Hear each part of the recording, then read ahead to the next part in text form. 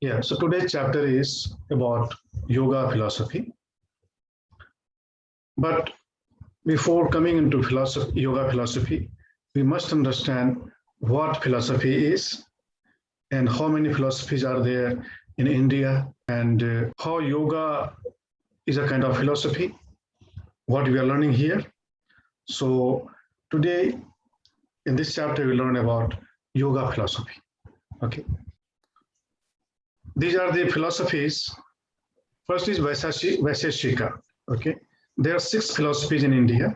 First is Vaiseshika. This is science of logic, and this teaches the futility of Maya. This teaches about futility of Maya. Maya means illusion. Maya means illusion.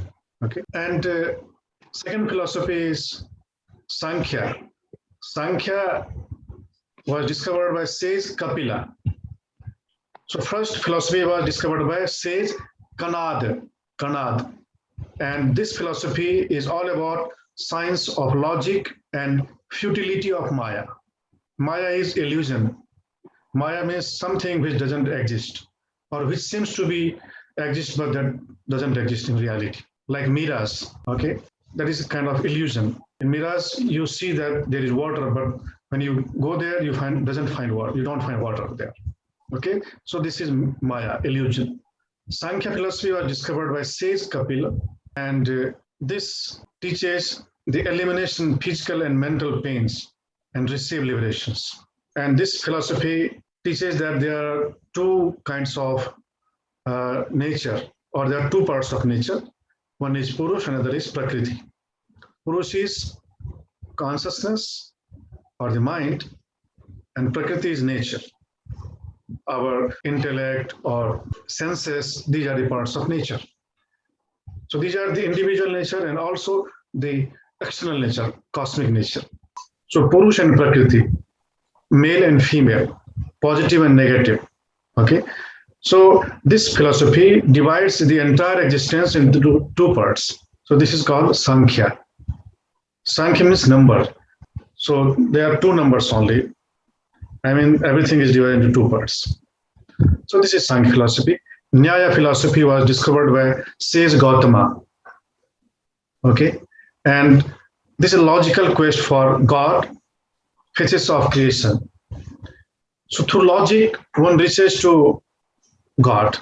So all these philosophies are the ways to reach the God, to realize the God. Okay.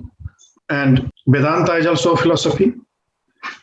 Vedanta is believed to be discovered by sage Ved Vyas. Ved Vyas wrote 18 Puranas, and Srimad Bhagavatam is one of them. And Mahabharata, the great war of India, is mentioned in his scripture.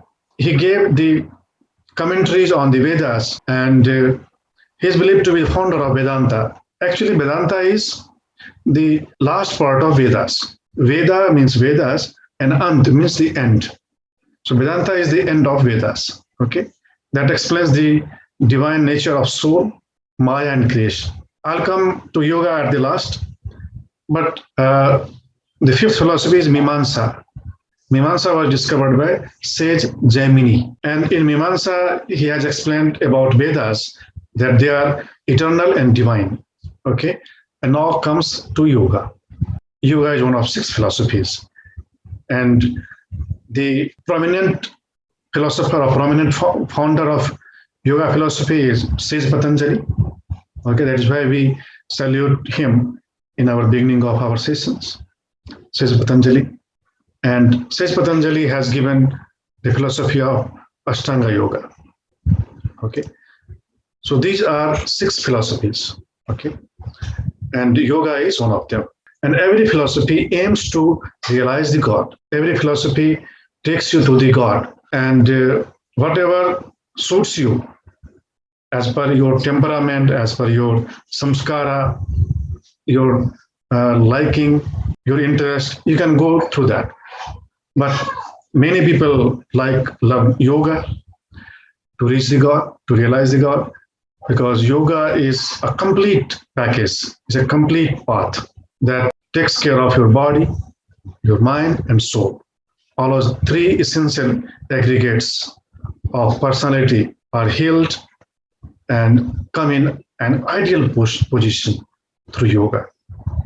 Okay, so yoga is very interesting philosophy, and because of its asana part, says Patanjali's first sutra starts with At Yoga Anushasanam, means now discipline of yoga.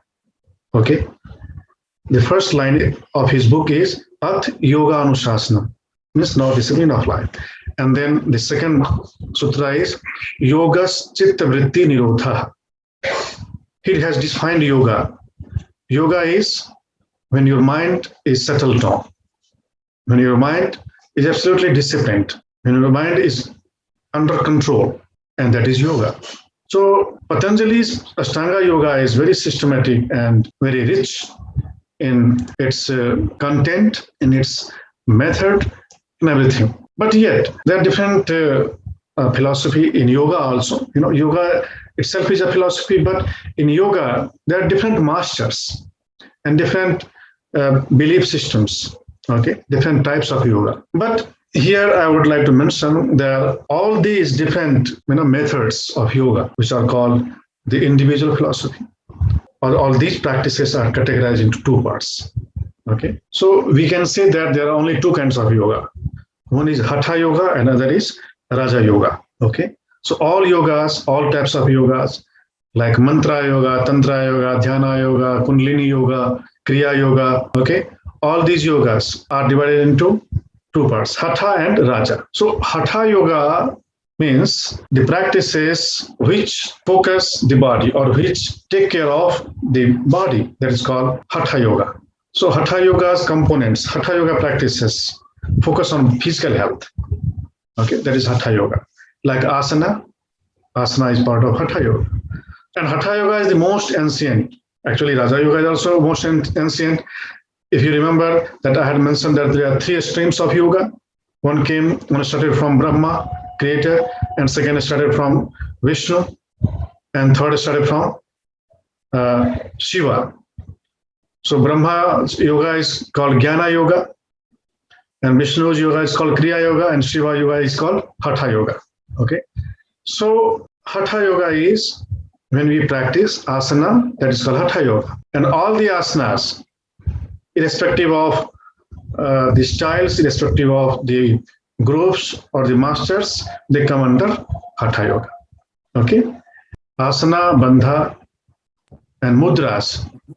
Mudras, different mudras you practiced yesterday, they also come into Hatha Yoga. Pranayama, different pranayamas, they also come into Hatha Yoga. Pranayama comes in Raja Yoga practice also, because Raja Yoga is related to mind. When we practice any part of yoga which focuses on the mind, that is Raja Yoga. So like meditation is a Raja Yoga, or contemplation is Raja Yoga. When you study the books, that is part of Raja Yoga. So all intellectual activities are Raja Yoga, intellectual. Okay. So first is Raja Yoga. Raja Yoga is related to mind, and Hatha Yoga is related to body. And Kundalini Yoga, if you have heard about Kundalini Yoga, Kundalini is about the energy, Kundalini energy, which resides at the bottom of our spine, at the base of the spine, and through certain kriyas like Agnisar Kriya or different inversion asanas, we activate the Kundalini energy, which keeps sleeping there at the base of the spine. So through certain kriyas, through certain activities, asanas, kriyas, mudras, pranayama, we activate that energy, and that energy starts moving up, and when that reaches into crown chakra, that reaches its destination. Okay, so this is Kundalini Yoga. And Kriya Yoga, Kriya means actions, different acts. So some pranayama and some mudras, okay, and some meditation techniques come under Kriya Yoga. Okay, and one style of yoga called Tantra Yoga. Tantra Yoga is also very popular in West. Actually, Tantra has two parts. One is called left tantra, another is right tantra. And in tantra, there are 5M which are practiced. 5M, okay? First M stands for Matsya. Matsya is fish, okay? And second M is Mans. Mans is meat.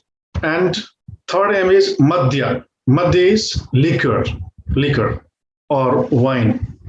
Fourth M stands for Mudra. Mudra is different mudras you practice, okay? Chin Mudra, Gyan Mudra, Bhairav Mudra, Ashwini Mudra. These are the mudras. And fifth M is Maithun. Maithun is sexual intercourse. So these are 5M.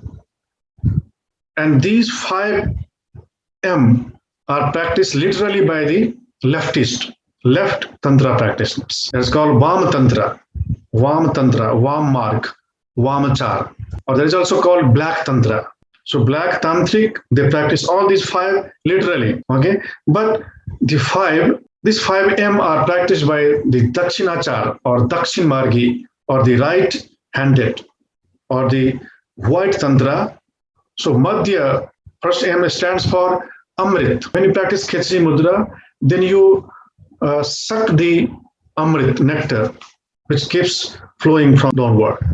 So through Khechri Mudra, we taste that, Amrit. So that is actually Madhya. Madhya means when you taste that, then you feel an intoxicant. Without wine, you feel, in trance. You feel very happy. So the drunkard's eye and the yogi's eye, both eyes look similar.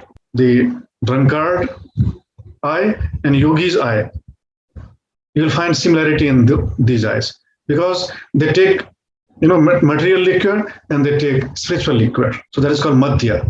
And Mans, meat. Actually, meat is symbolized with speaking, okay? So too much talkativeness is avoided in yoga. So yogis don't talk too much. They love silence. And silence is eating the meat. And third is Matsya. Matsya is a symbol of Ida, Pingla, and Sushumna. If you have seen the logo of Taoism, in Tao, there are 2 fishes. Have you seen? So that symbolizes these 2 energies, yin and yang energy. And when we try to unite these 2, yin and yang, and when they meet each other, that is called eating fish. Okay? That is eating fish. And Mudra. Mudra, you practice different types of mudra. In Mudra, Tantra is called parched grain, and in left Tantra it's called parched grain. In right Tantra is practices of different mudras, these mudras, hands mudras, head mudras, different mudras, and also living in the company of saints or yogis, that is called also mudra. Satsang, what you call satsang, a company. And Maithun. Maithun is sexual intercourse. In left Tantra, they make literally, but in yoga, in right Tantra, they unite the 2 energies, male and female energies in our bodies, and that is called union of these male and female. And every individual has these 2 energies, female energy and male energy, masculine energy and feminine energy. And when we unite that is called Maithun in right Tantra. Okay, so this is Tantra Yoga. This is all about Tantra Yoga. So there are 8 limbs, there are 8 parts of Ashtanga Yoga. First is Yama. Yama are the disciplines which are called moralities or ethics. Okay, these yamas come in all the chapters of ethical commitments and Yoga Alliance ethical commitments. There are 2 chapters in this course, ethical commitments, and other is Yoga Alliance ethical commitments. And Yama is the core practice. Okay, so Yama is basically moralities or ethical practices. And first ethic is ahimsa, non-violence. Ahimsa means non-violence, not to kill. Second is satya, means truthfulness. Third is asteya, means non-stealing. Fourth is brahmacharya, means celibacy. And fifth is aparigraha. Aparigraha is non-hoardingness, non-accumulation. These are 5 ethics. Okay. So the bona fide yogis, the authentic yogis, they practice these 5 ethics. And if one fails to practice this, then one cannot be called as a yogi. These are 5 yamas. And yamas are actually for the society, that is connected with the society. Okay. So when we become violent, then we naturally become violent to others, not to ourselves first. One kills to others. So killing is unsocial. Okay. It's not social. And non-killing or non-violent is very social. That is good for society. Satya, truthfulness. If we speak truth, then that is good for the others. Okay. So this is also for society, for the community, for the world. Ahimsa, satya, asteya, non-stealing. We steal from others, not from ourselves. Okay. So if you practice non-stealing, that is good for society. Brahmacharya. One practices adultery. That means that is not good for society. So brahmacharya is being loyal to your partner. That is called brahmacharya, celibacy. If you are married, if you are not married, if you are leading recluse or monk life, then no sex, no physical relation to anybody. That is called complete brahmacharya. And aparigraha is non-accumulation. Okay, whatever you earn, you just don't earn about yourself only, your family only, but you do charity, you practice charity. And that is also for society. So all these 5 practices are useful and important for the society and for social harmony. So these yamas are good for society, social harmony. Niyama is absolutely individual. Okay, niyama is individual. First is shauch. Shauch is cleanliness. Okay, swachhata, clean. So keep your body clean. Okay, take bath every day, then wash your clothes and keep your room wherever you sleep or wherever you practice yoga or meditation. So neat and cleanliness, this is called swachhata. This is good for, sanitation is good for one's health. Santosh is contentment. Contentment is when you are content with your offerings, with the results of your efforts given by the nature, then you should feel content. While making efforts, you must be vigorous. You must be integral when you make efforts. But whatever result comes, you be content with that. That should not cause dissension. That should not cause discontentment. Because you have high expectations sometimes. And we feel despair, we feel tension, anxiety when we don't meet the expectation. And that is cause of discontentment. And discontentment is cause of suffering, unhappiness, or mental worries. So contentment will protect you from all mental disorders, mental dispositions. Tapas is austerity. Austerity is doing hard work. So shauch, santosh, tapas, swadhyay. Swadhyay is self-study. When we study about yourself, swadhyay is not just reading the book. That is not swadhyay. That is part of swadhyay, but not integral. Swadhyay is study about self. Swa means self. Swa adhyay, that is swadhyay. And swadhyay is good for yourself. And then is Ishwar Pranidhan, surrender to God. surrender to divine.